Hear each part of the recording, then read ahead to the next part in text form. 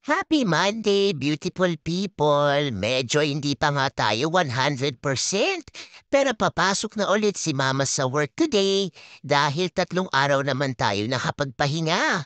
Hindi na nga tayo nagluto at maaga lang bumaba si Daddy para mag-init ng almusal ng mga bagets at eto nga ang natira naming corned beef from last night. Ipinag-brew din ako ni Daddy ng aking black coffee at naihanda na rin niya ang vitamins sa mga bagets kaya naman thank you so much again, Daddy, for always helping me. 6:00 na nga at medyo late na tayong bumaba. Bago yan, binuksan ko muna ang kortina at pinakain na rin ang aking mga pets na si Nugget at Piggy Smalls habang nakasala ang aking almusal na white egg.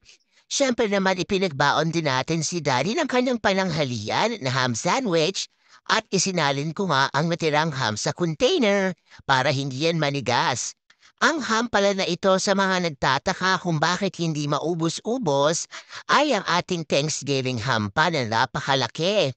Tinifreeze ko lang yan at tinedefrost ko siya pa isa-isa at yan na nga ang kanyang binabaon for work. Siyempre naman nagpailit din tayo ng tubig at inihanda ko na nga ang ating 3-in-1 coffee na Kopiko Cappuccino. At dahil multitasking is life, habang iniintay natin kumulo ang tubig, nag-almusal na din si Mama ng kanyang white egg at ang natira nga nating bahaw from yesterday. Sa pagkakataong ito ay hindi na nga tayo umupo dahil patuloy pa rin ang ating pagkilos sa kusina dahil ganito naman talaga ang buhay natin araw-araw. Inilagay ko na nga ang tubig sa aming coffee bottle at patuloy pa rin si Mama sa pag-ubos ng kanyang almusal. Hindi rin tayo pwedeng mag-skip ng breakfast dahil iinom nga ako ng gamot. Kung pwede nga lang na doblehin ang dosage na para tayo ay gumaling na, ay gagawin na ni Mama yan. Dahil dito sa lugar ni Uncle Sam, everyday counts talaga at bawal magkasakit. Eto na nga, meron akong natanggap kahapon na bag, merong nag-doorbell habang kumakain kami at galing nga ito kay Nanay Encar. Iba't ibang klase ng dried fish at ang aking favorite, Maxi Peel Soap, na ginagamit ko nga bilang panghugas ng aking mukha. Inihanda ko na din ang aking computer bag at nandiyan na nga sa corner si JJ. Tinatapos ang kanyang almusal dahil ang spot na yan ay medyo mainit-init. Ako nga ang ligatid sa mga bagets at pagkatapos nga niyan ay dumiretso na tayo sa ating first patient. Medyo hindi pa talaga 100% ang pakiramdam natin, kaya naman si Mama ay uminom muna ng coffee para mainitan ng ating katawan at para tayo ay pagpawisan. Medyo nanghihinayang din akong hindi pumasok for today dahil marami tayong mamimiss na pasyente. At alam niyo naman dito sa lugar ni Uncle Sam, hindi matapos-tapos ang ating bills. Sa mga oras nga nito ay almost 12:30 na at nakaramdam na ako ng gutom, kaya kumain muna ako ng Nutter Butter Biscuit. Bago nga ako umuwi ay dumaan muna ako sa Dollar Tree at samahan niyo muna ako mag-window shopping. Ready na nga ang kanilang decoration for St. Patrick's Day, para from Easter at for Valentine's. Isa ito sa paborito kong shop dahil malaki ang store na ito at marami ka talagang pwedeng bilhin. Mabuti na lang talaga ay nagtitimpi tayo at marunong tayong mag-budget. Ang pinakapaboritong section ko talaga ay ang gardening section at gusto ko naman bumili ng mga seeds. Ito nga ang ipinunta natin dito, Michelina's frozen meal at paborito nga yung kainin at meriendahin ng aking mga bagets. Kaya naman kumuha tayo ng 5 piraso na chicken penne at fettuccine alfredo. Meron din sila ditong iba't ibang klase ng mga frozen meals pero hindi tayo kukuha niyan dahil ayaw naman kumain ng mga bata ng mga ganyan. Nakakatuwa lang dahil ang lahat ng yan ay $1.25 ang isang piraso. Kaya kung isa ka sa mga busy na tao dito sa United States, ay pwedeng-pwede na talaga yan dahil ready to be microwave na nga. Meron din sila dito mga frozen veggies at hindi na nga tayo kukuha nito dahil hindi naman natin kailangan yan. Iba't ibang klase nga ang makikita mo dito like corn and carrots, broccoli, at kung ano-ano pa.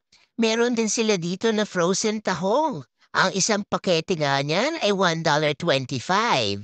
Medyo nagmahal na nga dahil dati nga ay $1 yan. Eto naman ang iba't ibang klase nilang pot pie. Merong beef, meron chicken, at meron ding pork. Dito naman ang kanilang ice cream section na hindi naman natin kailangang bilihin dahil wala na nga tayong space sa freezer. Eto naman ang kanilang mga panglilinis at ang mga organizer box kung isa ka sa mga katulad ko na mahilig mag-organize ng mga gamit sa bahay. Ipinapakita ko lang sa inyo ang mga available items dito sa Dollar Tree store kung saan malapit ang aking trabaho. Ang talagang paborito kong puntahan dito ay ang cleaning section, ang organizer section, at ang garden. Ito na nga ang mga seeds. Talaga namang ramdam na ramdam mo na papalapit na ang spring. Meron din sila iba't ibang klaseng gamot dito at tingnan nyo naman tong napaka-cute na mga gnomes. Iba't ibang team na nga ang lumalabas sa store ngayon. Meron na silang pang-Easter, pang St. Patrick's Day at Valentine's of course. At tingnan nyo naman itong mga cute decorations ng mga rabbits. Meron din sila ditong Easter bunnies and Easter baskets. At eto nga ang kanilang plus section. Ang mga bunnies na ito ay napaka-cute at eto nga ang kanilang table runners.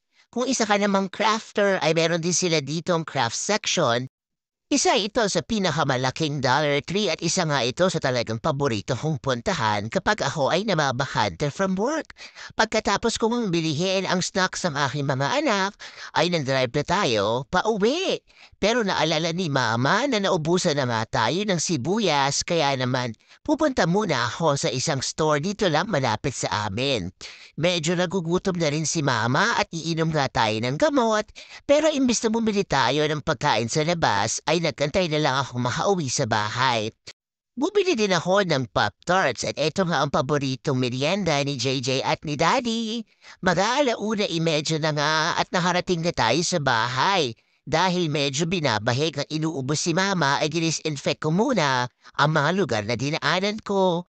Nag-init lang ako ng natira naming pansit at eto na nga ang aking pananghalian. Napakasarap talaga dito at tinirhan ko nga si Daddy dahil paborito nga rin niya yan. Habang hinihintay nating matapos ang ating pag-iinit ng pansit ay hinugasan ko muna ang aking coffee bottle from work at ang mga iba pa nating ginamit kaninang umaga dito sa kusina dahil ayaw na ayaw ko talaga ng matambak at makalat na sink. At syempre pa pagkatapos nating mag-init ng ating pansit, ay nilagyan din ni Mama yan ng pepper at konting lemon para sumarap. Ready na nga tayong kumain. Inaantay ko nga lang ang tawag ni Daddy dahil hindi ko nga alam kung ako ba ang susundo kay ate. Sabi na kasi ay baka daw umabot siya by 2:30 kaya naman hindi muna ako naligo at nagpalit ng damit. At kung nakikita nyo nga medyo nilalakasan ko ang volume ng TV, dahil ako ay congested. Hindi rin ako masyado nakakapanood ng TV kapag ganito na ang ating mga bagets, kaya ini-enjoy ko talaga ang time na makahawak tayo ng remote. At eto na nga si Mama, nagmumukbang na naman, napakasarap talaga ng ating pansit bihon. Maya-maya lang ay naisipan ko na nga rin lutuin ang 2 pirasong manok at gumawa nga ako ng aking version ng chicken tinola at eto nga ang uulamin ng ating mga bagets. Hindi na nga tayo gumamit ng fresh onion dahil ayaw ng mga bagets na nakakatikim ng ganyan. Kaya naman, eto na lang ang ating ginamit. Karamihan sa mga sangkap dito ay powdered na nga at malasang-malasa din naman yan. Eto nga muna ang tamad version ng tinola ni Mama dahil hindi pa rin maganda ang ating pakiramdam.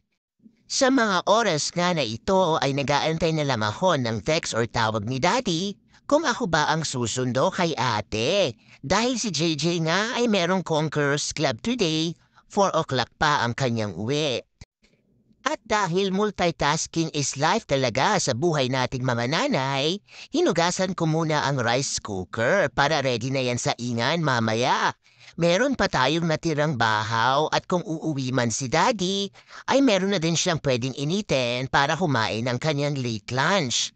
Hindi ko nga alam talaga kung ano ang mangyayari kung ako ba o siya ang susundo kay ate. At sa mga oras nga na ito ay aligaga na si Mama dahil pasado 2:00 na din. Eto na muna tayo at nagmumultitask at nagliligpit ng mga ginamitan natin sa kusina habang tayo ay nag-aantay ng kanyang text. Maya-maya lang ay tumawag na nga rin si Daddy at sinabi nga niya sa akin na hindi siya aabot by 2:50 sa school kaya si Mama nga ay nagmamadali na para mag-prepare at sunduin ang ating dalaga. Buti na lang talaga ay napaka-flexible ng ating schedule at maganda nga na nakakapag-communicate kami ni Daddy kung sino ba talaga ang pwedeng pumick up sa mga bata. Pero bago yan, minom muna si Mama ng kanyang gamot dahil nakita niyo naman yan. Bahing tayo ng bahing at tulo pa rin ang tulo ang ating sipon. At syempre pa, dahil tayo ay humawak ng manok, i-disinfect din natin ang mga counters para naman hindi na natin ma-spread ang germs. Bago ko nga pala sinundo si ate ay dinisinfect ko muna ang aking buong sasakyan dahil mahirap nang maipasa sa bagets ang kung ano man ang meron ako. Eto na nga tayo't nag-aantay sa ating dalaga. Yan lang muna for today's video. Remember, every gising is a blessing.